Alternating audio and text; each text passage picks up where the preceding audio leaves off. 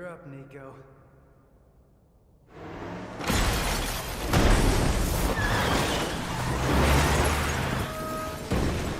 So now that I've set the tone of the video, welcome back.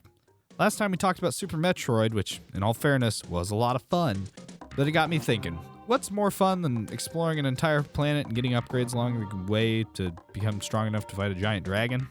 The only correct answer is being pitted up against an army of demons for the sake of humanity. Now, the game you may think I'm talking about is Doom, but I can't do that one due to excessive violence. So, instead we're talking about Devil May Cry. So I am going to try to keep this spoiler free and will point out if there's an upcoming spoiler. However, there's a little bit of background that we're going to need to get through first. First are our main three characters, Dante, Nero, and Virgil. They're going to be talked about throughout the entire video, so may as well bring them up now, right? There's another kind of main character named V, but due to keeping this video spoiler free, we'll skip him for now. Now we need to talk about the main sword that each character uses. Dante uses a straight sword called the Rebellion, Virgil uses a katana called the Yamato, and Nero uses a curved sword called the Red Queen. Notice that the Red Queen bridges the gap between Virgil's katana and Dante's longsword, being that it is a curved sword.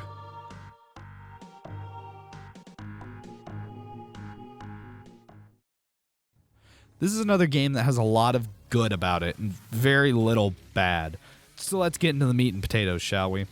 First up is combat. This game makes you feel very powerful by making it easy to learn how to chain things together, but making it far more difficult to learn the hard-hitting combos that are even more flashy than the ones you already know. Next is weapon variety. Dante, Virgil, and Nero all get multiple weapons throughout the course of the story, but Dante gets the most weapons out of the bunch. From new swords, to a motorcycle that splits in two, to a hat that uses currency to deal damage.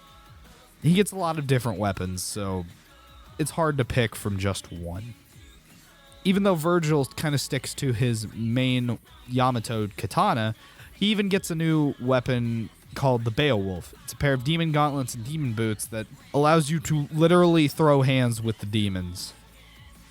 Nero doesn't get as many weapons per se, only ever getting to use the Red Queen and his revolver, the Blue Rose.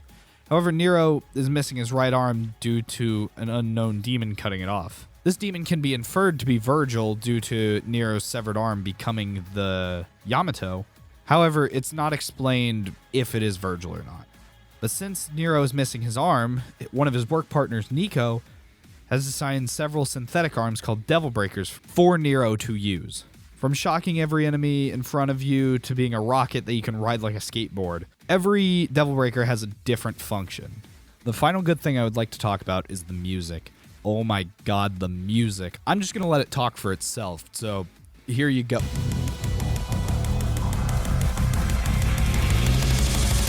As I stare into the eyes of the coming apocalypse, I see them raging for my soul. I cannot erupt, I must control.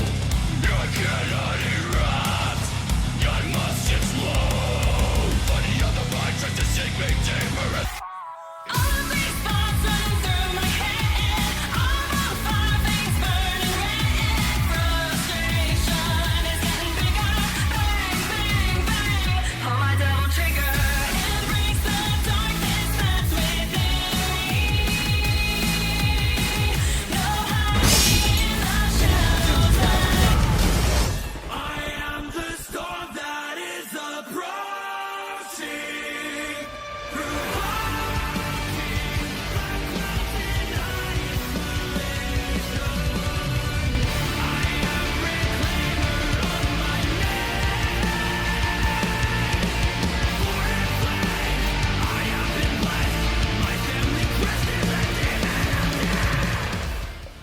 And it doesn't just stop at those three songs. All of Devil May Cry 5's music is really good. Oh yeah, and there's, this scene.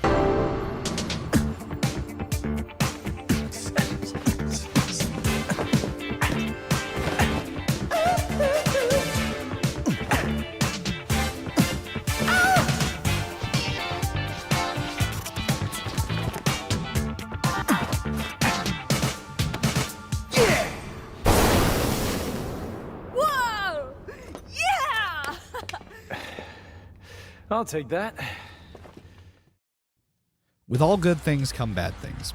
Devil May Cry has its fair share, of course. First is its replayability. While the game is absolutely amazing the first time through, after your first playthrough, you kind of know what happens, and the entire gameplay is just, gameplay. It's not really much of a story anymore. Now, they do have a dungeon mode where you can fight waves of enemies until you can't anymore, but after doing it a couple times, it can get a little repetitive. There's also a campaign where you play as Virgil, but that's paid DLC, so if you don't have it, you can't really play it. I know I did my first time through the game. The second bad thing is Nero's arm. It keeps getting brought up that Nero had his arm cut off, and sure, he's the one-armed devil hunter. Except past the prologue, he isn't. After the prologue, Nero gets access to Devil Breakers and technically has both arms.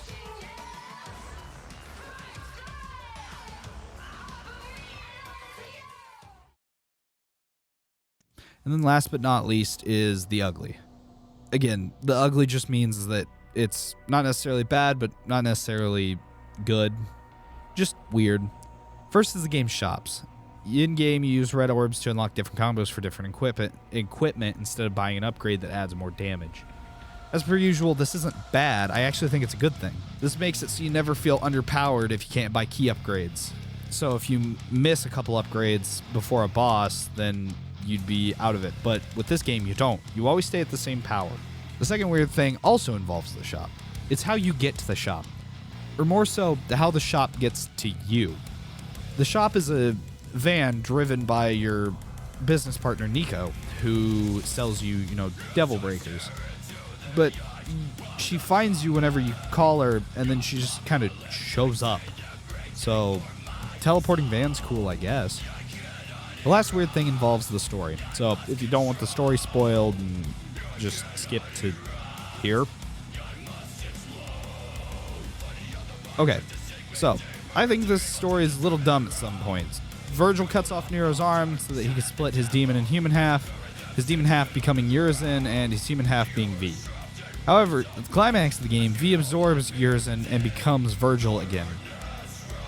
And just to add that little dumb flag on the mountain of stupid, Virgil teams up with his arch-rival and sibling, Dante, to save mankind. However, he's never shown to care about mankind, but this is coming from somebody who hasn't played the other games and is going based off all the story he knows, so maybe I'm missing something. I don't know.